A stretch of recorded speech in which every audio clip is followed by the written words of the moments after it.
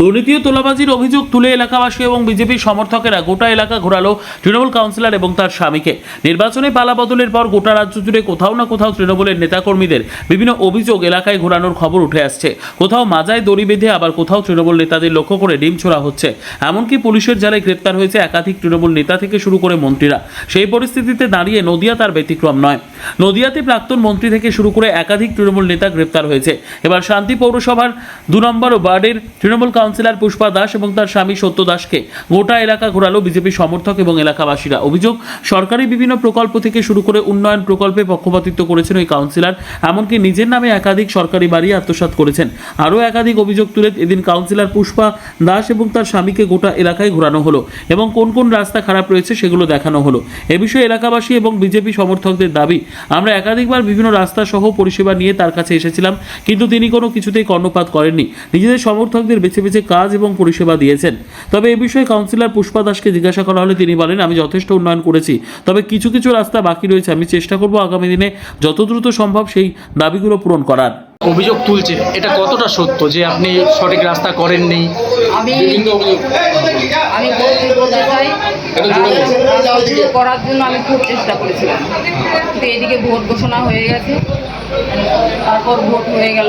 তারা জানাচ্ছে ভোট ঘোষণার আগে থেকেই আপনাকে অনেকবার রাস্তা জানিয়েছে। অনেকবার চেষ্টা করেছি।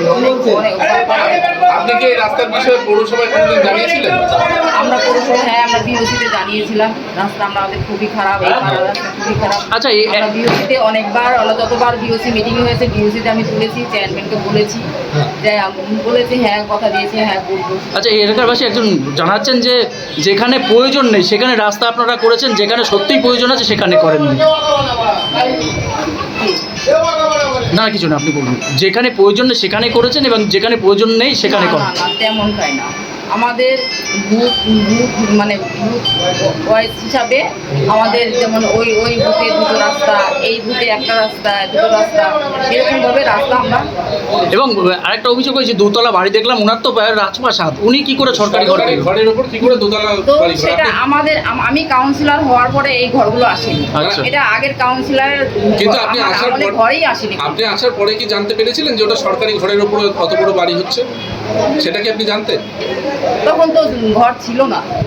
আচ্ছা, তখন ঘর মাটি, মানে মাটি একদম, মানে আপনি কাউন্সিলর হওয়ার পরে এই বাড়িটা হয়েছে।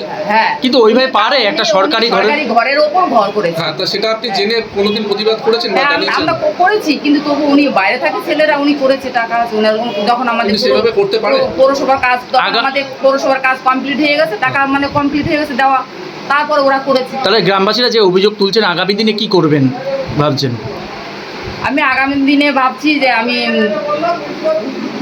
রাস্তা করার আমি অবশ্যই চেষ্টা করছি, আচ্ছা, অবশ্যই। এই ব্যাপারে নিয়ে পৌরসভায় কথা বলবেন? হ্যাঁ, অবশ্যই বলবো, অবশ্যই কথা বলবো। আমি আজকেই কথা বলবো। কি নাম আপনার? কত নম্বর ওয়ার্ডের কাউন্সিলর? আমার নাম পুষ্পা দাস, 2 নম্বর ওয়ার্ডের কাউন্সিলর। কোন দলের? আজকে তো অনেকদিন ধরে 4-5 বছর তো হতে হচ্ছে। আচ্ছা, এই রাস্তা সব দিকে জল।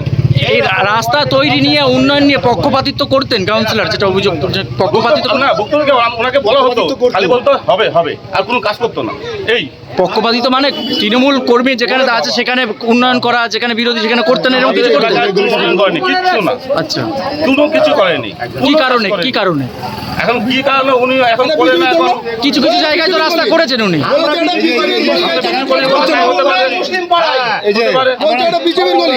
আমি কি বলছি শোনো, ও ডাইরেক্ট বলতো এটাকে বিজেপি প্রার্থী হওয়ার কারণে এই গলিটা করে না, পাড়ার কাজ কোনো করেনি। এই যে একটা গলি, এই পাড়াটা তৈরি হয়েছে, বাগানে পাড়া তৈরি হয়েছে এই গলিটা দিয়ে, অথচ এই গলিটা করেনি। এই যে একটা সাইনবোর্ড লাগিয়ে রেখেছে, হ্যাঁ, এই সাইনবোর্ড লাগিয়ে রেখেছে, এই গলিটা করে না। কারণ হলো এই গলিতে বিজেপি প্রার্থী হয়েছিল 2022-এ, মানে সব বিজেপি সমর্থন পৌরসভা নির্বাচনে। এই কারণে এই রাস্তাটা করে না। এই বৃষ্টি হলে রাস্তার মধ্যে কারেন্ট থাকে না, এই অবধি হাঁটু অবধি জল থাকে। এইভাবেই চলছে আপাতত। এখন আপনারা আজকে কি করলেন? আমরা মাঝে মাঝে বারংবার বলেছি যে রাস্তাটা করার জন্য, অনেকবার জানিয়েছি, এখন দেখার করছে না, সবার দেওয়ালে পিঠ হয়ে গেছে। তা পাড়ার লোক সবাই মিলিত হয়ে আজকে এই রাস্তা ঘুরিয়ে দেখালো নিজে চোখে, আপনাদেরও দেখলেন। উনি কি আশ্বাস দিয়েছেন যে এবার করবেন? এখনো তো কিছু পরিষ্কার কিছু বলেনি। আগামী দিনে তাহলে কি করবেন আপনারা, কি ভাবছেন যদি না হয় রাস্তা? এটা পরবর্তী পরিকল্পনা পরবর্তী দেখা যাবে। আমরা আশা রাখবো করার জন্য। কি নাম আপনার, কি নাম? বিপুল দাস, আপনি কোন দল করেন? আমি সাধারণ মানুষ। এটা কত নম্বর ওয়ার্ড? 2 নম্বর ওয়ার্ড। কি কারণে এখানে আছে এবং কি সমস্যাটা কি?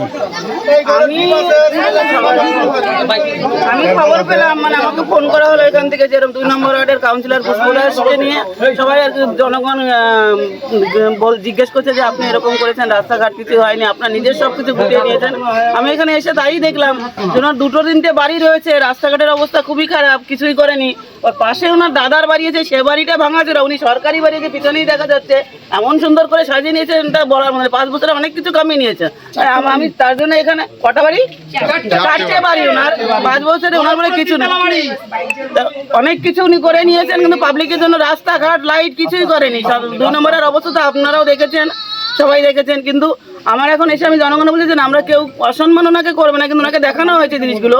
আর আমার কথা হচ্ছে উনি ইমিডিয়েটলি রিজাইন করুক, নাহলে কিন্তু আবার এরকম জনগণ কত করে আবার এরকম করবে, তাহলে কতক্ষণ আমি এসে ঠেকাবো? আমি তো সেখানে ঠেকালাম, ইমিডিয়েটলি রিজাইন করা উচিত। আচ্ছা, আমার কর্মীরা সব সাধারণ মানুষ, এরা ওনাকে দেখছে, সাধারণ মানুষের একটা ক্ষোভ রয়েছে যে 5 বছরে যদি এত দূর করে নিতে পারেছে, তাহলে আরো কদিন থাকলে সে কি করতে পারতো। তাহলে ওনাকে ইমিডিয়েটলি রিজাইন দিতে হবে, ইমিডিয়েটলি রিজাইন, নাহলে পাবলিকের, সাধারণ পাবলিকের দাবি এটা। তার 2-3টে বাড়ি, সরকারি ঘর কখনো এইভাবে হয়? আমি তো এই প্রথম দেখলাম যে সরকারি ঘর এত সুন্দর রাজভবন আছে তার, আগে কিছুই তার ছিল না, 5 বছর এত কিছু হয়ে গেছে তার। আচ্ছা, গোটা রাজ্য জুড়ে একটা ট্রেন্ডিং চললো, এখানে একটা ভালো জিনিস দেখলাম, কেউ ডিমও ছোড়েনি, কেউ কোমরে দড়িও বাঁধেনি। না না না, ভালোভাবে দেখিয়েছে। আগামী দিনে তাহলে আপনারা কি করবেন ভাবছেন? আগামী দিনে ও তো কিছু তো করেইনি, আবার অন্নপূর্ণা নিয়েও তো পুরো দুর্নীতি, পুরো টোটাল দুর্নীতি করেছে।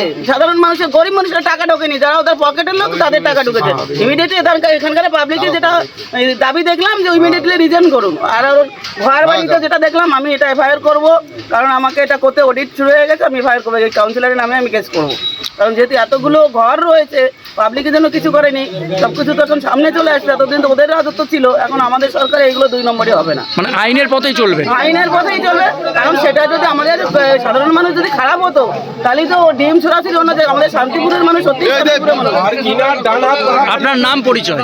আমার নাম, আমি শান্তিপুর মন্ডল 3-এর ভারতীয় জনতা পার্টির মন্ডল সভাপতি। কি নাম? পলাশী বিশ্বাস।